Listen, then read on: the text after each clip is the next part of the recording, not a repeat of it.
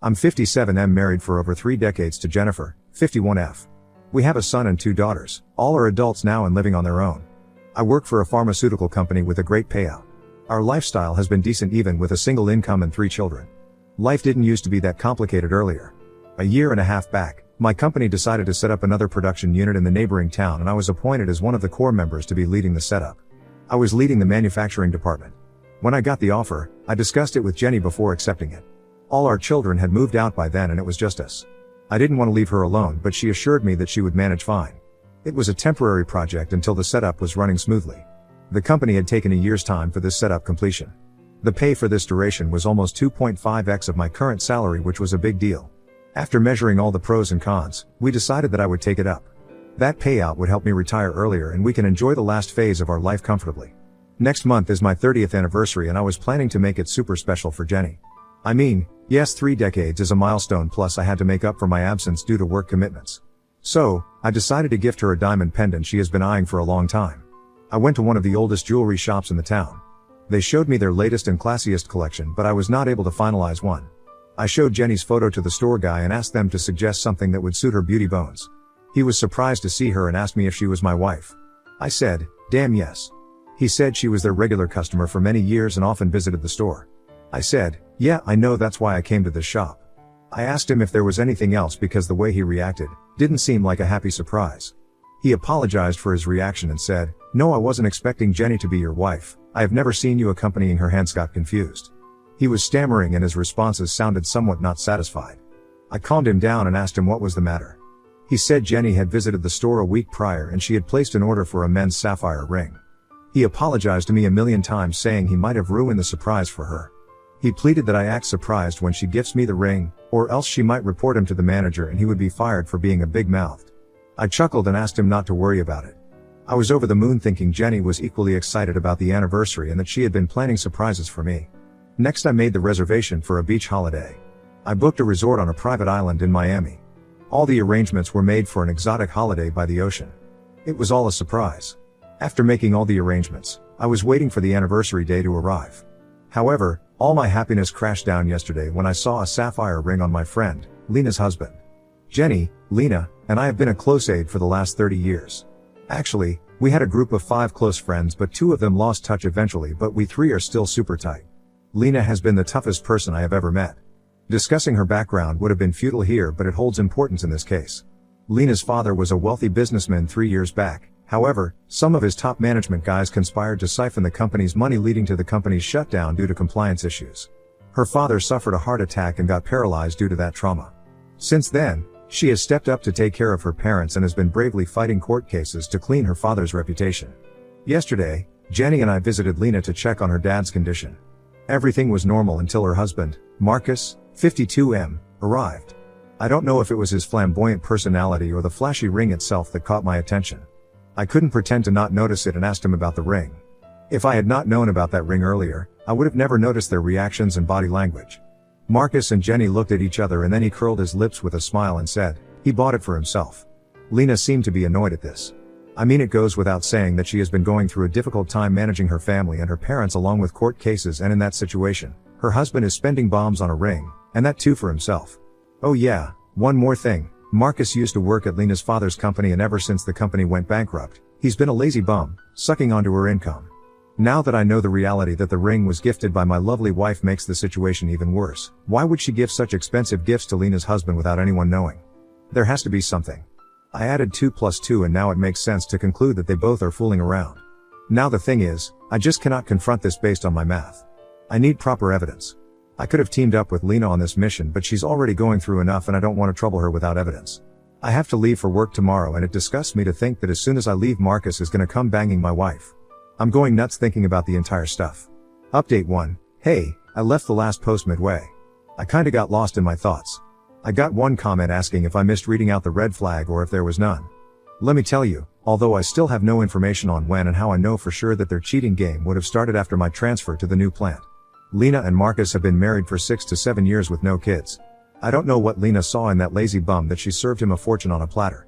I mean, he got an eminent position in the company without his ass. After the transfer, for the first 5 to 7 months, I was mostly staying at the new manufacturing unit. The company provided us with a stay and everything. I used to drive home twice or thrice a month. Initially, Jenny was sulking and complaining about our limited couple time, but eventually that stopped. I thought she got used to the situation. It was kinda relief for me, but now I think it was not. It was a sign of a bigger problem. Guys, making this simple for all of you, partners not complaining about the couple time is actually a red flag and not a sign of maturity. When you love and care for someone, you crave to spend time with them. After the installation of the first plant at the site, my workload got slightly easier. I was now coming home every weekend, but Jenny was still in that distant mode. I spoke to her several times regarding her changing attitude, and she pinned the blame on me. She said she wants to remain distant from me until my project concludes and I move back because it hurts her to see me leaving on Monday after spending quality time for the weekend. Guess what? I bought her reason. It made sense to me. That's what. We tend to blindly trust our partners, and that's how we land up here. Our sex life became non-existent for the same reason. Every time I initiated, she would snap at me saying she doesn't want to ignite her sex life when she can't get it when she wants. Sometimes, I used to get irritated by this, but she assured me that once my project was over, we'd get back to our usual routine. She was like, "You turn me horny and then you leave me alone for the whole week and it becomes difficult for me, so I don't want to have anything at all for this period of time." And guess what? I bought this too. Want to smack my head? Me too. All this was also the reason I had planned something special for this anniversary. To cover for my absence and to make her feel special.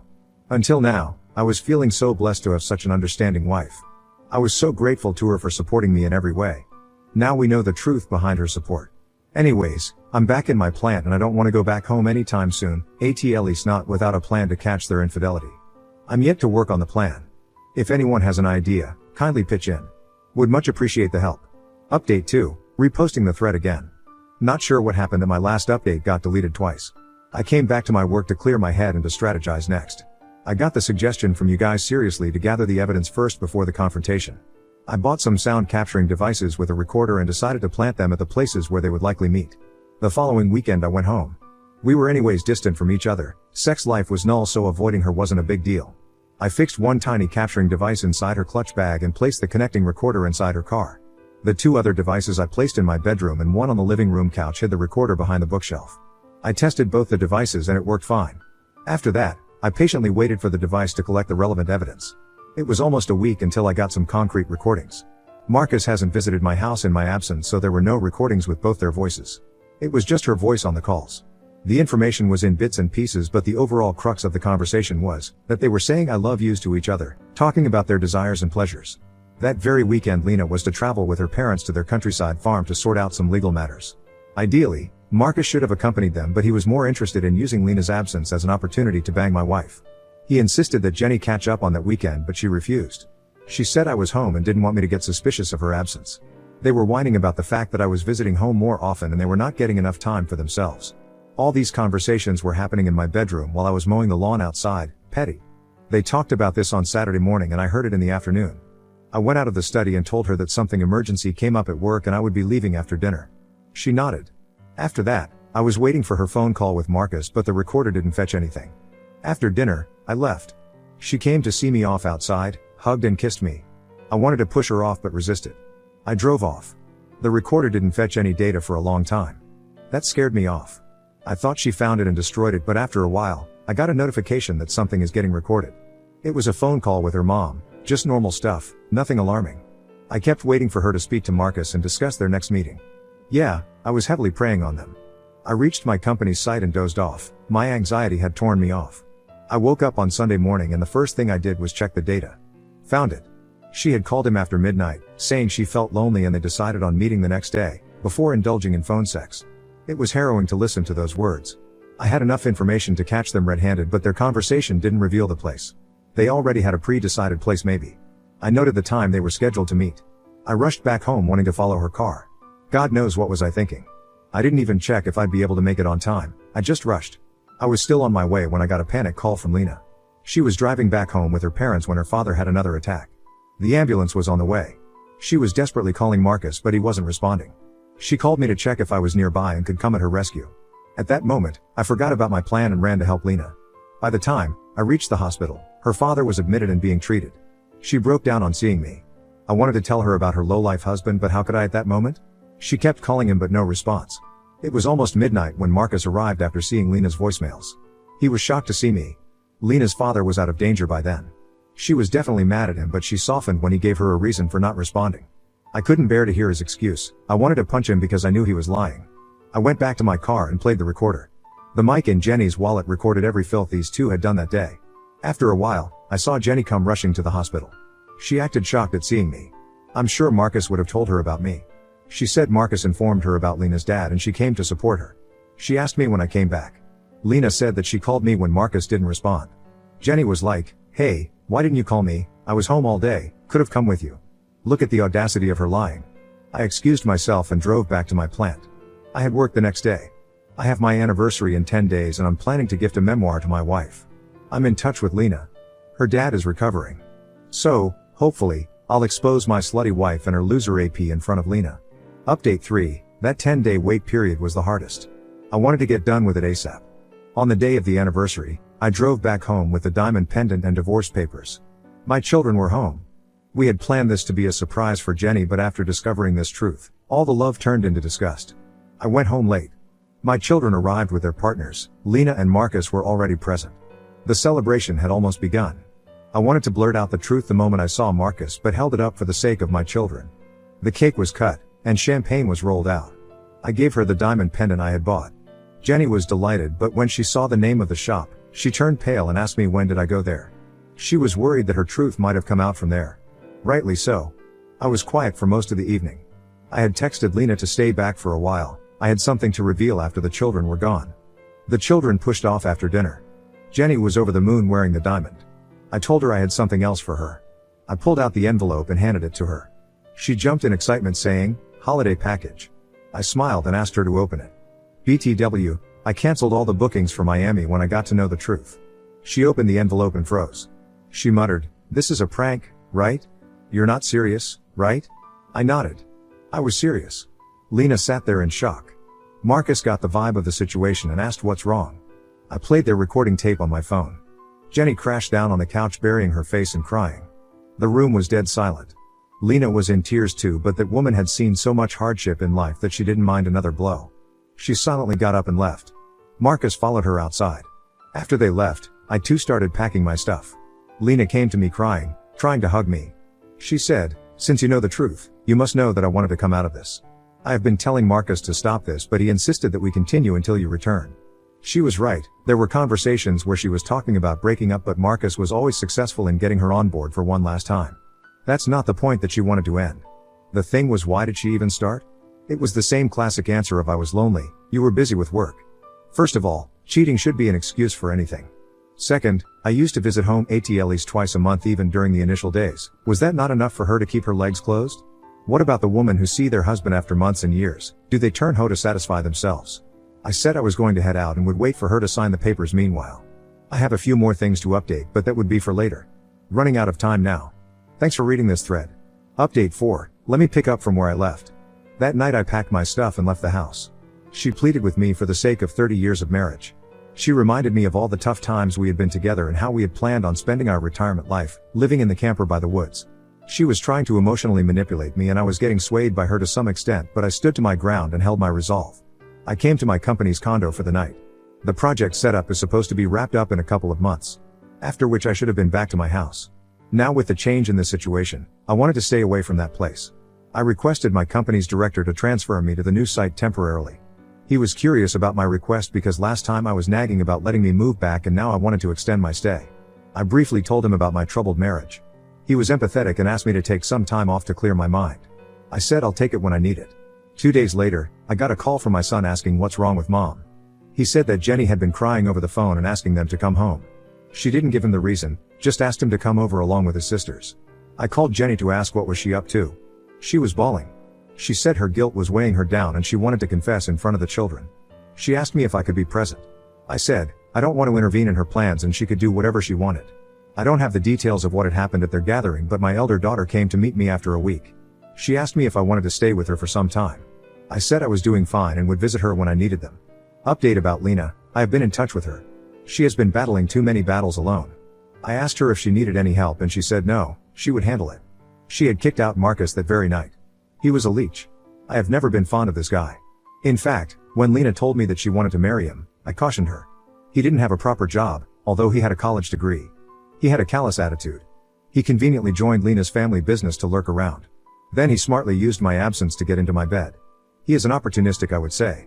She informed me that Jenny visited her and fell on her knees asking for forgiveness.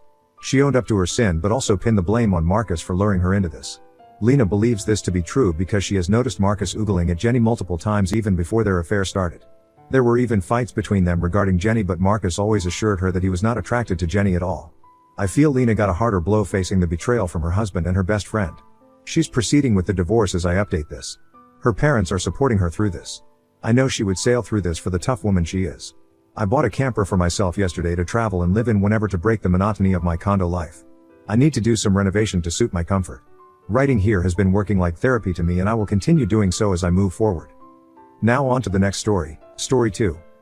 Found out the kids I had been raising for 7 years weren't mine, so I got revenge on my wife by doing this. I'm a 32-year-old man who started dating my wife, who's now 27, right after she graduated college. Early on, I will fully admit we had a bit of a rocky relationship. She was fresh out of college and still a little immature, and this led to some pretty frequent fighting, nothing physical, just arguments. And at one point, before we were married, we had one that turned into a temporary breakup. We spent time away from one another, but we both decided that we missed one another, so after about 6 months apart, we made up and got back together and got married. I love her very much, truly, and we have 2 children, a 7-year-old girl, and a 5-year-old boy. Now before we got married, I knew she was still somewhat attached to her ex-boyfriend. And I will fully admit I did snoop around in her phone once or twice to make sure they were no longer in contact with one another. But I found nothing. So as I said, I'm married to the love of my life and have 2 children that I love. I provide for my family in every way that I can. Unfortunately, this is where things start to go amiss. My wife had a best friend of many years who had been her roommate in college. One day her best friends came over. Usually, when her friend is over, I give them some space as I don't want to intrude. But I happened to be in the kitchen when they started fighting. I'm not sure what started it, but their voices were already tense when I walked into the room, and within a minute they were having a full-on argument in front of me. As it got more and more heated, they just started spilling each other's secrets. At one point, her best friend looked me dead in the eyes and told me she felt sorry for me since I'd been raising another man's children this whole time. Before I could ask her to elaborate, my wife threw her out of the house. I was obviously shocked to hear this and asked my wife what her friend had meant by that.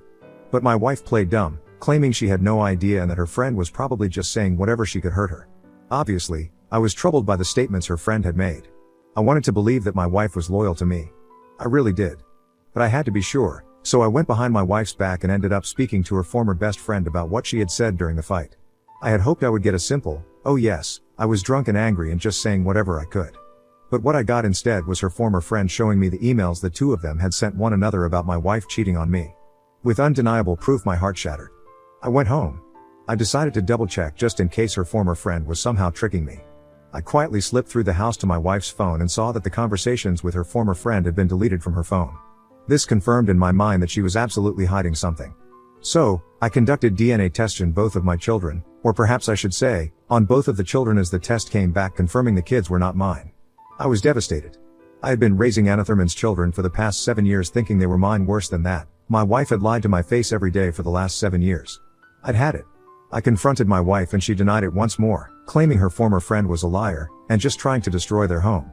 Her tune immediately changed when I showed her the test results. She broke down crying, begging me to stay, and saying we could make it work. I was angry, livid even, but the anger somehow came full circle and I felt remarkably calm. I tell her that I won't leave, I won't tell anyone about the kids or her infidelity, but on one condition: she must sign a postnuptial agreement.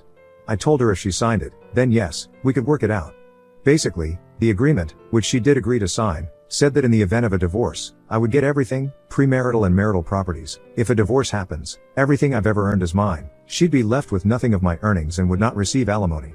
She signed it in the lawyer and I began quietly preparing for divorce while pretending to be reconciling to buy me time for my exit. And then waited 2 months before serving her the divorce papers. I sued for full custody of the kids as well, because despite the genetics, they're well and truly my children and I'd be damned if I let this dirty woman raise them.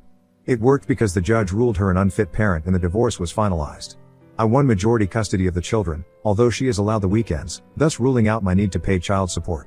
On the day the divorce was finalized, I made a post on my Facebook and revealed that my ex-wife cheated and betrayed me in the worst way possible, which is the reason for the divorce. Though I didn't reveal that my children aren't biologically mine, my ex was in hysterics after that and kept pleading with me to take it down. But I didn't. It's such a minuscule pain compared to what I've had to endure because of her. So she needs to deal with that. I guess considering everything. I'm not in a bad place. My children do wonder why mommy isn't living with us anymore. But she was never as involved with them as I was. So, they're fine without her for the most part. I'll tell them the truth with time, and it's going to be a slow journey of healing from here on. Thank you, everybody, for reading.